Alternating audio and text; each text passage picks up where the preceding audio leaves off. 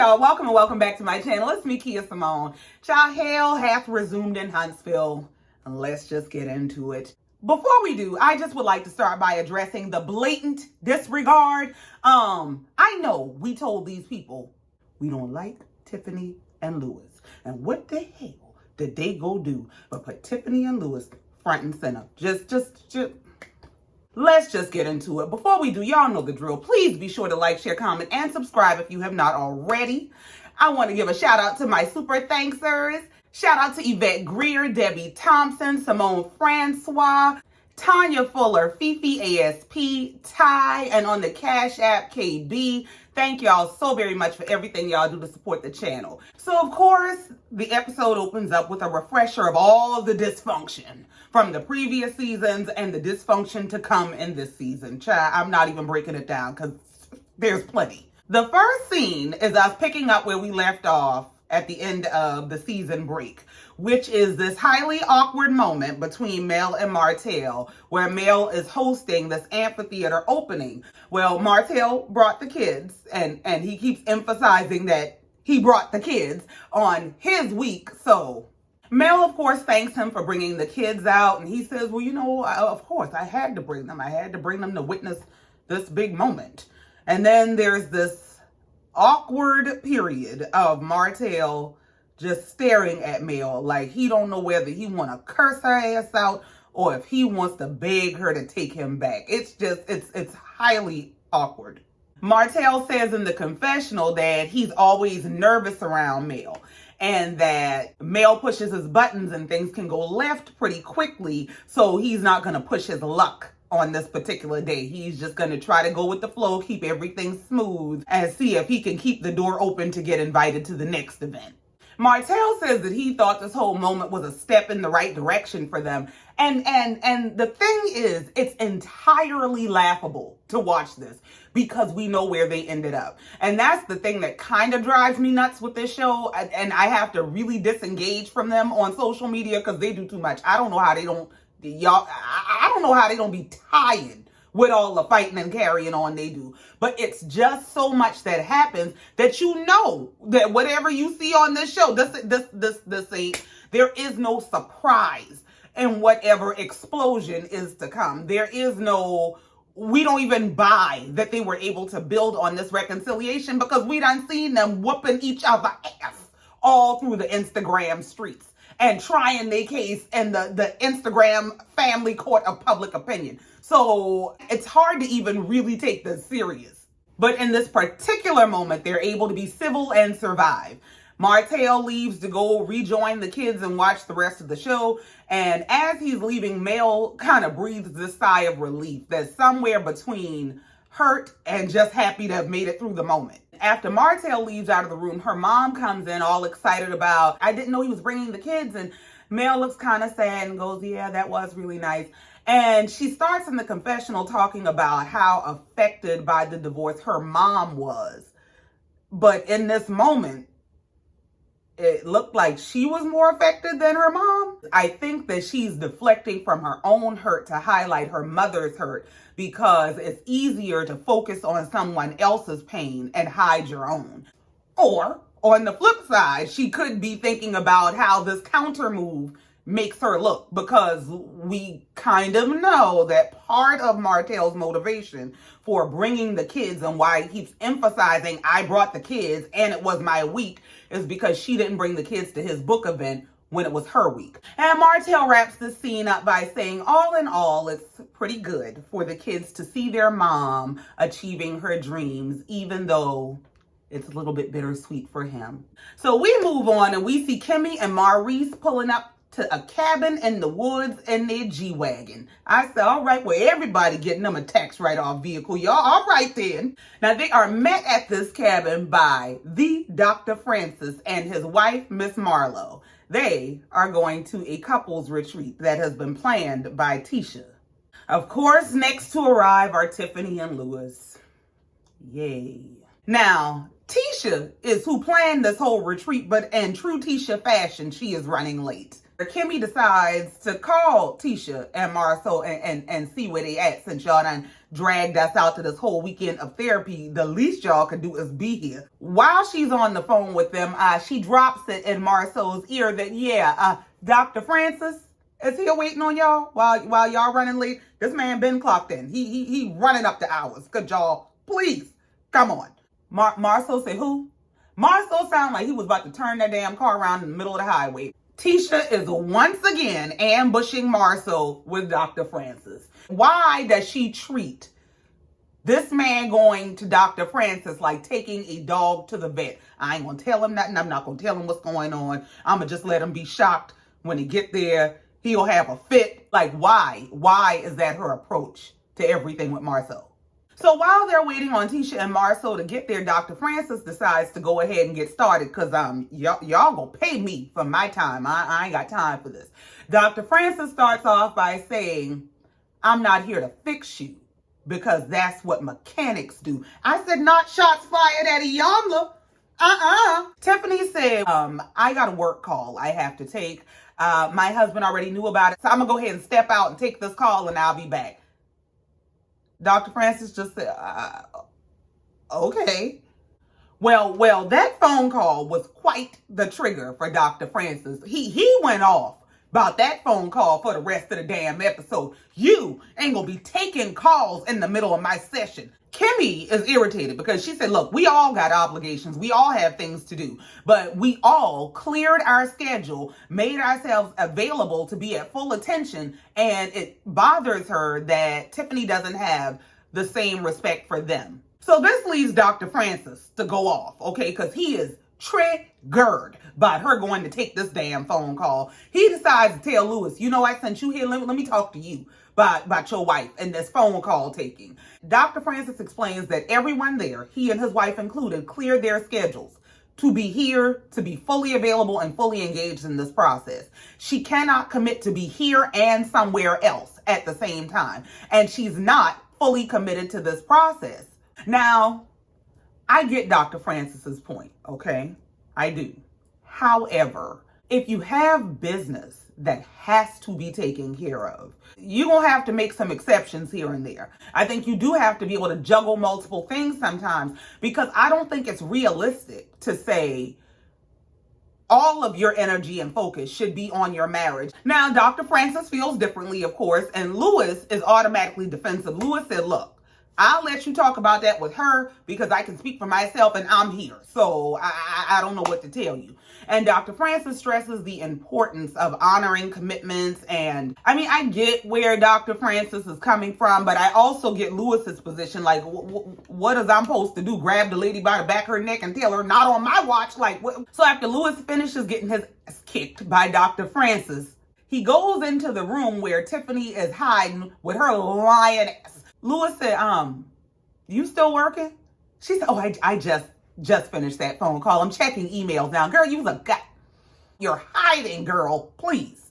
Lewis warns her that, look, hey, I'm just go ahead and let you know while you in here working, go ahead and prepare to get your ass whooped when you get back out there. So we see Tisha and Marcel finally arriving. But somewhere between when Kimmy called them and them arriving at the actual cabin, Tisha got some news that a friend of hers passed away.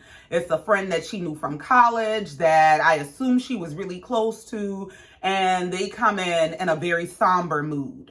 Now, I'm just going to say this. It is what it is. I'm so sorry. That whole scene with Tisha on the porch and Marcel hold it just seemed staged. I'm so sorry. It did not feel genuine. I'm not saying she didn't genuinely feel anything. I'm not saying she's not genuinely hurt. She's not been through a loss. I'm not saying this wasn't her friend. I'm not saying none of that. I'm not saying that anything that was presented was not true. I'm just saying how it came across. Is it just me? It could just be me, but it died. The scene just seemed overplayed to me. She's supposed to be weeping and she's so upset and she's tapping her face with this tissue, but her face is completely dry. Is it me? We move on to see Martel going to pick up his mama for them to go pick up his kids from their last day of school. His mom gets in the car, and you know what she gonna do? Sing her boy praises. She's so proud of her boy. He keep them kids busy, and he keep them involved and stuff, and that's just so good. You do so good. And he said, yeah, mom, I know, yeah, you doing what you supposed to do. If Miss Marlene don't do nothing else, she gonna uplift her boy. You hear me? So, of course, since, we in praise mode, let me go ahead and tell you what else I done did, mama. So he tells his mom how he took the kids to the opening of the theater on his week. And he keeps emphasizing how it was his week. And he tells his mom, it was a little bit difficult seeing Mel because, I haven't seen her in so long. Yeah, in other words, mama, I just wanted to break down and cry and beg her to take me back. But, them cameras was there and I couldn't do that. And then, all she was going to do is use it against me later. So that's what he meant. And Martel says, it was a pretty major moment. And she seems to be letting her guard down. So this is damn near a joke to me. Especially after Operation Wreck Shop that they done had all over the internet. Like this. Well, when Martel mentioned letting guards down, Miss Marlene let hers down and got some shit off her chest. Okay, all right. She got something to say. She said, well, you might as well let them down. Hell, you gonna be angry, but you got to have the love in you. But don't be trying to chop you down every time you turn around. And I ain't got nothing against her. But don't be on Facebook and Instagram trying to be disrespectful to me when I ain't never did nothing but be good to you. Now, she claims she upset by somebody talking about her mom, but I ain't got no reason to be talking about her mom. So, of course, they ran the clip from a previous season where Martel and Miss Marlene were talking about his run-in with Mel's mom, Miss Van, when he went to pick up the kids. And she was saying at that time that Van needs to stay out of y'all's business and she needs to get a life. I got a life of my own. I ain't got time to be mixed up in y'all's business, and she needs to get one too. So she did have to say that. Martel says, that he hopes all of their relationships can improve. Miss Marlene said, I do too. And I don't wish nothing bad on her, but I just want her to stop mistreating people. And so Martel is suggesting that maybe a conversation needs to happen between Mel and his mom. His mom ain't trying to hear that. She said, she just want her to go forth and be happy. She ain't got to come apologize to me. I know what it is. Miss Marley said, I ain't worried about it because I know I ain't did nothing to her. So it is what it is. Now, I'm always love her. Martel said, well, if you saw her, would you greet her with open arms? She said, yeah. She said, that's my grandkid's mother. What? And Martel is really just picking to see if she's mad enough at Mel to battle on his behalf. Because he's in the confessional saying how he feels like a conversation is necessary between his mom and Mel because there have been things that were said that he felt were inappropriate and unnecessary from Mel about his mother that he thinks she needs to address directly. Now, what's going to happen except that they're going to end up fighting? Why? I agree with Miss Marlene. At this point, everybody done said what they had to say. Let it go. Move on. Now we go back in the woods. And Dr. Francis is leading a discussion on the dysfunction in these people's lives. He tells the couples, you are only as strong as your last successful challenge. And for him, the last successful challenge in this room was Tiffany taking that damn phone call because he still got something to say about it. He is mad. Dr. Francis explains to Lewis that Tiffany went and took a call to do business and left you to work on the marriage by yourself. And you said nothing. Not only did you say nothing, you went so far as to make an excuse for her. Lewis tries to defend himself by saying, well, she's my wife, so I have to protect her. No. You're not protecting your wife by making excuses for her when she is obviously full of shit all the time. You're protecting yourself and your own ego, feelings, and reputation from the implication that you have absolutely no say and no respect in your marriage. Dr. Francis explains to Lewis that you are protecting your wife at the expense of your own growth. Now go put that in your pipe and smoke it. Think about that. Now, while Lewis is twisting and turning, Tiffany starts to spout off some BS to Dr. Francis about, I was just waiting on the other couple to get here. Dr. Francis about lost his shit. Dr. Francis, this ain't got nothing to do with the other couples. Stop worrying about everybody else. Mind your own business. Tiffany annoys the out of me. She is one of those look you straight in the eye, lie straight to your face because I think I'm smarter than you kind of people. And I cannot stand her. She gives this vibe that she always thinks she's the smartest person in the room. And she can say some dumb shit and outsmart everybody. You're not. And most of the time, when you go into a situation thinking you're the smartest one in the room, you set yourself up to look dumb. You're going to look stupid every single time, like she always does. I'm sorry. Stupid is a trigger for me. And if you're going to shoot some bullshit, at least improve the quality of the bullshit. You gonna tell this man you was waiting on the other couples to get there? So was it work that pulled you away or the other couple's absence that pulled you away? You gonna have to pick a lie and pick a struggle. I'm tired of this girl. This is why they need to get her off my TV. So when Dr. Francis tells her you're not here for the other couple, you need to worry about you and your marriage, Tiffany's smartass responds and says, well, I mean, work is a priority and now this is a priority. Dr. Francis said, yeah, but you don't sleep with work, you don't eat work, you don't dress work. So Tiffany says, well, my husband knew, but maybe I should have informed you when we came in that I had a call that was on my schedule that I couldn't get off. I could not move it off of my schedule, so I had to take it. Dr. Francis says, schedule? You gonna mess around and schedule your way out your marriage? Schedule? Now, while I do not believe that you should just disregard your professional career, I don't think you should just abandon who you are professionally for your marriage. I do think what Dr. Francis is speaking to is an issue of people who treat their job like their partner and their partner like their job. So Tiffany responds to Dr. Francis by saying that she and her husband are on one accord in regard to what's going on in their marriage. Dr. Francis said, okay, so then what you're telling me is you're content not to change. Tiffany says, or you're saying that the only way to change is to follow your model when not all marriages are the same or have the same issues. He's not speaking on all marriages, you dumbass. He's speaking on your marriage and the behaviors that he's observed in his presence with his eyes. He ain't talking about all marriages. He's talking about you.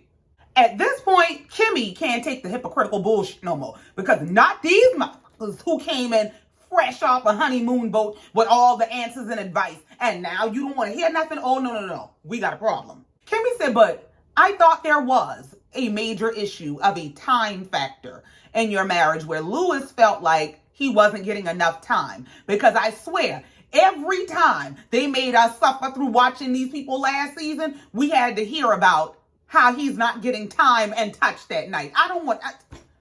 So now that we've had to suffer through that, you are not about to sit and lie in our face. Not today.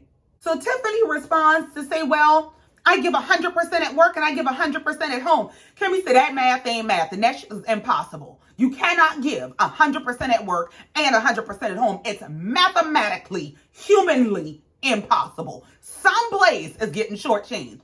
Use a lie. Kimmy is in the confessional saying her mind is absolutely blown that this individual who came through preaching about transparency and telling everybody what's wrong in their marriages and how she got all the answers cannot hear a word from a licensed professional about what's wrong with her marriage. This shit is a joke.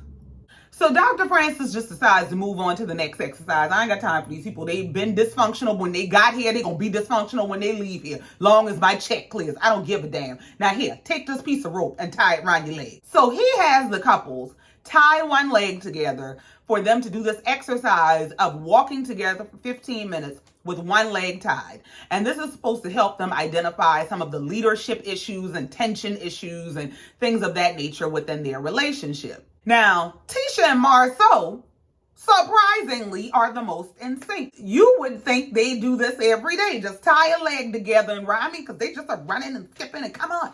Now, Kimmy and Maurice, not so much. They're tied together and Maurice is literally squeezing Kimmy, holding her while they're trying to walk.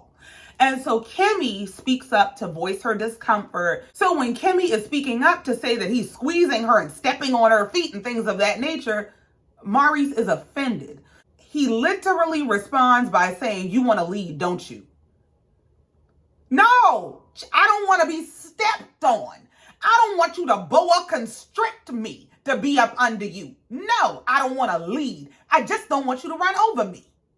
God bless Kimmy. Kimmy said, no, I'm just trying to tell you you're holding me really tight. And if you pay attention to the camera angles, when he finally lets her go, he was holding her so tight, it's a whole new bump in the back of her wig. You were squeezing the lady. Why are you offended at this woman telling you what she needs from you when you have absolutely no problem telling her, the therapist, the cameras, and everybody else how you want her to give you a body party every day? You don't, like, what's your issue? Kimmy says, no, I don't want to lead. You're just not paying attention to me. And he says, well, I mean, are you afraid a little bit? And she says, no, I'm not afraid at all. I just want you to stop squeezing me. And he decides, well, I'll just let you go all together. Bitch, you know. For some reason, Maurice perceives Kimmy's security within herself and asking for consideration as some form of rejection or threat to the need of him. Like, she's not gonna not need you if you loosen up. She's not gonna not need you if you stop squeezing her. That to me screams that Maurice is a highly insecure man. His security does not come from within. His security comes from feeling like he is in some way security to her. I think there's an issue when Kimmy is telling him, basically, I'm okay on my own. I want you. I want you here in my space. I want you around me. I want you to hold me. I want you to protect me. But I'm also okay on my own. Why is that a problem? Now, Tiffany and Louis off to the side. Tiffany over there, I want out. I feel stuck in this. Well, ain't that the confession? We know, girl. We know. And she decided she didn't want to keep trying. She was tired of this exercise and asked Louis to pick her up. So showish Louis is picking her up and lifting her like dead weight through this exercise. Catch that. So we move on and we see Mel going to visit Stormy at her estate. Stormy has set up some sort of a Zen room at her house where she has sound bowls and she's learning to clear and align her chakras, and she's supposed to be very Zen. Okay, just very peaceful. So Mel arrives at Stormy's house and Stormy starts explaining to Mel that she has set up the Zen room for keeping her vibrations in check, for staying in alignment with all of the things that she wants to attract into her life. And Mel responds by saying something about, yeah, a lot of people are stagnant and don't have any movement. Okay. So Stormy responds by saying, yeah, I feel like I'm just now becoming the version of myself that God wants me to be. Stormy said, I am not following you down that rabbit hole to hell, okay? Either we gonna talk about me, we gonna talk about we, or we ain't gonna talk about nobody. Because you ain't gonna have me in here talking shit about these people getting dragged across the internet. I'm not doing this. Not again this season. Girl, which bowl you want to play with this bowl? Yeah, you feel the vibrations? Because this is what we ain't doing. Let me tell you, I really love that Stormy sidestepped that opportunity for drama. We'll see how this all unfolds, but I really like the way that she just sidestepped that drama and really kept it about herself, about keeping her vibrations high, about keeping this energy clear. Girl, that I can't come down there. I cannot vibrate on that. Mel picked up the cue that, yeah, she ain't doing this for me today. So Mel tries to follow her lead into positivity and says, yeah, I'm really excited about, energy being on point. And I really exerted a lot of energy at my concert. And oh yeah, why weren't you at the concert? Stormy said Ryan, who I assume is her husband. Child, I can't keep up with all these people's names. It's just too many people, too many couples, everybody breaking up and fighting in the street. I don't know who is who. Ryan had a graduation. I think that's her husband, child. So Stormy starts asking, well, who all was there, and Mel lists everybody. And then she says, Martel came and he brought the kids. Stormy looked like, well, girl, if I knew it was going to be this kind of drama, we'd have missed that damn graduation. Martell was there with the kids. Girl, what happened? So Mel tells her that it was their first time being together in the same space in a really long time. And that with Martell, you never really know what you're going to get. And he did look like he maybe wanted to talk about something, but she wasn't sure. Now, I don't know if it's just me, but the rest of this interaction after this seemed more like an interview than a conversation between girlfriends. It literally felt like they set this scene up for Stormy to ask Mel all these interview style questions to give her an opportunity to basically talk about these things. It just did not seem like girlfriends catching up. The way that she asked the questions, Stormy came across like she is giving very much Gayle King, okay? I'm not here for the drama. She took all the emotion and attitude out of the questions. I ain't on nobody's side. I'm just asking what's going on. It kind of gave, I got a whole business and a brand to run, and this is an extra check. I cannot jeopardize the main check for this extra check, okay? So the rest of the interview went something like this. Stormy asked Mel, so do you think this was a step in the right direction? Mel says, well, I hope so for the sake of our kids. Stormy says, so how does Van feel about him coming to the theater? Mel said, well, she's cool with it as long as he's not trying to inflict any harm on her child. Stormy says, so what's the dynamic between you and his mom? Mel said, I haven't spoken to her since 2021, so there is no dynamic. Stormy said, does that hurt? Does it feel like you've lost someone? Mel said, absolutely. We had a very close relationship, but I'm also wise enough to know that there are casualties of war. Stormy said, but why? Mel said, well, she made some comments about when me and Martel were together that I did not appreciate. She made it seem like I was just going to drive him into the ground. When they showed that clip of Miss Marlene saying, I used to think she gonna kill my damn boy. He just do too much. When I tell y'all I hollered for 30 minutes, oh my God. Miss Marlene meant that from her heart. You was gonna kill my boy. Mel was highly offended at Miss Marlene's insinuation that she's lazy and that she basically was gonna drive Martel into the ground. And she says that basically her productivity in the year of 2022 should prove that she doesn't have a lazy bone in her body. So Stormy wraps the interview up by asking her, well, since you and Martel are cool again, do you see you and his mom being cool again? We know how the hell that turned out. Mel says, well, I can love her from a distance and be cordial, but at the end of the day, that's his mama. So we move on and go back to the cabin. And we see them all in their rooms talking amongst themselves. Marceau is letting Tisha know he don't like being surprised with therapy. He tired of this. We know and she know. But just have your bag packed for next time because it is going to happen again. Now, Maurice and Kimmy are in their room talking, and I'm genuinely concerned about Kimmy and Maurice's relationship. So Maurice starts this conversation with Kimmy asking, how did she feel about the exercise? Kimmy says, well, we didn't communicate well. And he responds with, well, we tried a couple ways. Your way didn't really work, but when I pulled you in and held you close, things were able to move more freely. No, they weren't able to move more freely, especially when this woman told you in no unclear terms that she was highly constricted. They were not moving more freely. They were moving the way you wanted them to move, no matter what that meant for anybody else. That's what you mean by moving freely. Moving freely means I don't have to consider how anybody else is affected by my movement or my motion. That's what you mean. He goes on to say things were moving more freely when they were doing things his way. But then when you tried to take the lead again, things started to move slow again. Kimmy tries to explain to him that I wasn't trying to take the lead. I was just trying to tell you that you were squeezing me. I was uncomfortable. You were literally hindering my walk. Child, that's a mouthful.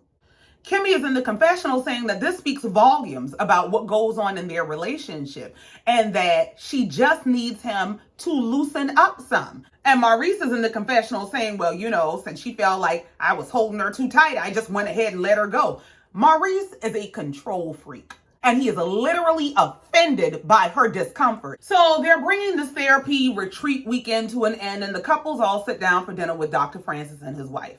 They discuss the earlier exercise, and Marceau starts to explain that though he and Tisha seem to perform seamlessly, being in lockstep with your partner still has its issues, restraints, and its pains. And Dr. Francis uses that to bring up the conversation of how much can you share in your relationship and with your partner before you feel depleted.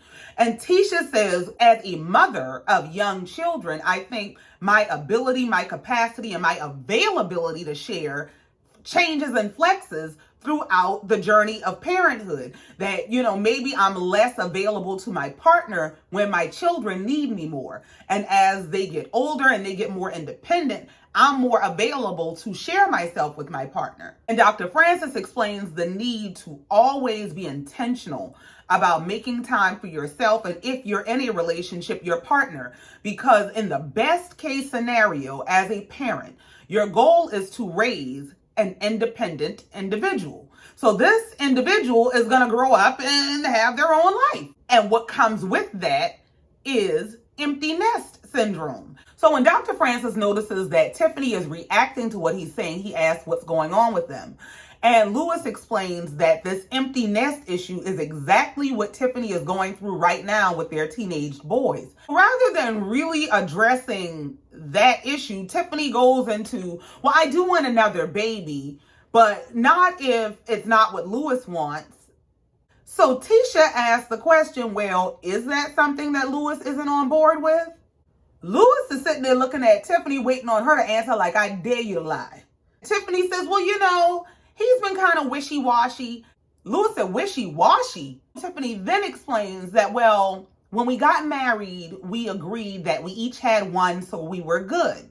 But then after we got married, the conversation kind of came up. So, and Lewis starts saying, well, we've even considered fostering children because, Tiffany was in foster care. So that's something that we definitely have a passion for. And Dr. Francis says, let's explore that. How old were you when you went into foster care? And she says, well, from infancy, I was in foster care from the time that I was born. So Dr. Francis explains to Tiffany that this may have something to do with her capacity to attach to people or let people go.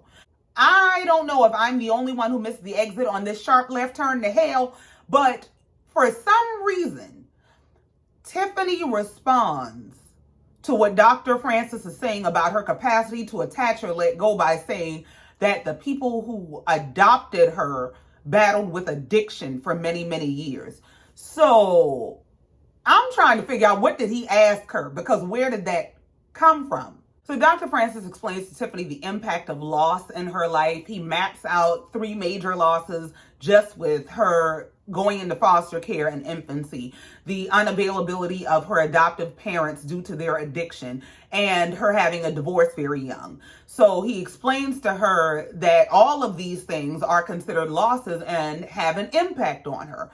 Dr. Francis explains to Tiffany that her desire for a baby is rooted in her wanting to ensure that she never has to go through life alone. So since we're deflecting from what is actually going on with them, and we're going to have this whole conversation about having a baby, Marceau says, okay, all right, well, how y'all going to have a baby and y'all struggling for time right now? Y'all are already having an issue with the time component and being able to give the time to your marriage. So how are you going to have time to give to a baby? Tiffany responds with a straight face and says, I've always functioned in chaos. Girl, what? Marceau said, what? You've always functioned in chaos, so just bring another human life into that? Like, what are you saying? This jackass said, there's always going to be something happening. I mean, why would I plan out having a baby? I didn't plan it the first time. It just happened. What in the I did it before and I do it again hell is you saying? So I ain't did it right the first time and here we are. So I'm going to just fuck it up again. Marceau said, you know what? I can tell you ain't got no good sense. Let me just talk to Lewis. Lewis, you already saying you ain't getting none now. If you think she give you just enough to get a baby, you think you gonna get some more after the baby count? How you think that's gonna go? Sex probably wouldn't happen as often. I mean, no, it wouldn't be, but Dr. Francis looked at Lewis and said, how many philosophy books have you read? Lewis said, a lot. Dr. Francis said, I could tell. And Lewis says, well, I mean, the student becomes the teacher at some point, right? Lewis, this was not a compliment. Dr. Francis was asking you in so many words, let me see how much you full of, because you are absolutely full of shit. You are one of those people who says a lot of stuff, but you ain't really saying nothing. And because you have a fear of upsetting your wife, you have a fear of seeing who you are, addressing who you are, dealing with who you are, you literally depersonalize everything. And this is what Dr. Francis says. Dr. Francis says what this dude does is he turns everything into existential questions. He doesn't make anything personal to him, so it's never about him, and he gets to avoid the pain of tapping into his vulnerabilities. And that's exactly what he doing. Dr. Francis is on his A game. Now, Lewis goes on to further embarrass himself. When Marceau asked him, so you supposed to be the teacher? He says, well, in this marriage I am. Bruh. This girl don't like you out loud in public on TV. You ain't teaching shit at that house. You ain't running nothing. You didn't even have a say in your own wedding. You don't run shit.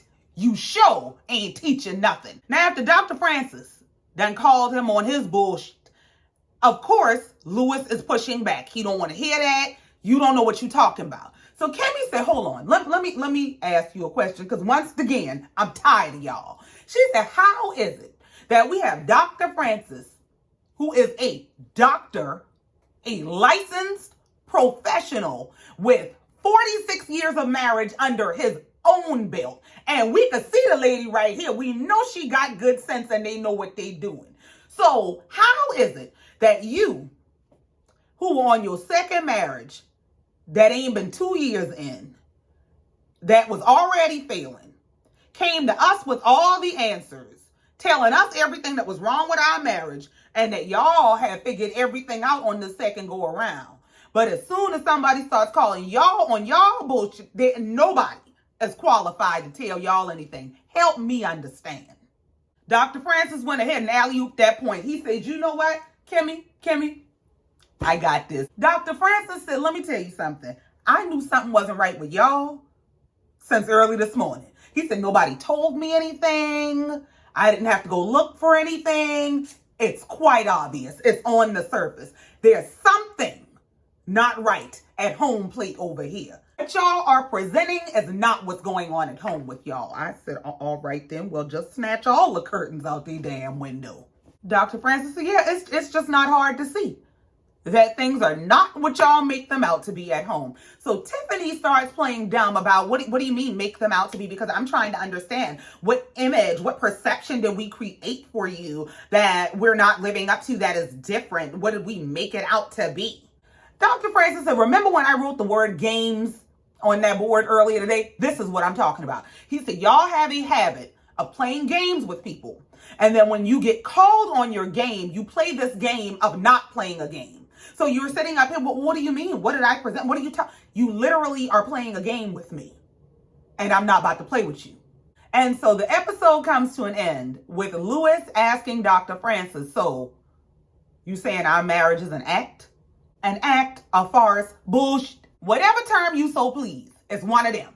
And the next time these people show up at y'all house with the cameras, I would like for y'all to act like y'all ain't home, because I'm tired of y'all already.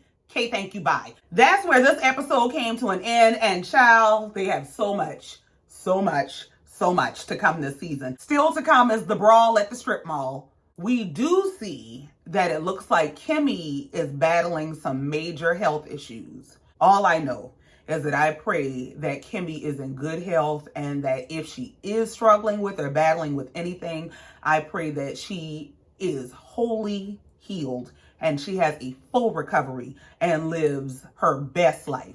We see also that upcoming in this season, Funky Dineva is going to be visiting Black, where he is going to be confronting Miss Tisha about Miss Wanda. Girl, when is you going to tell your mama she doing too much?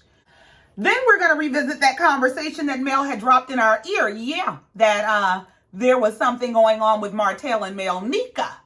his manager, who he claims was the first Mel. Well, it looks like Miss Melnica might be ready to spill the beans her damn self, but I'm single. Can't you single? Can't nobody tell me about what I can do? Yeah, Martel looked real nervous in that scene where it looked like Melnica is going to spill the beans. It looks like they're also going to let us know that Martel is dating she ain't made no damn clothes.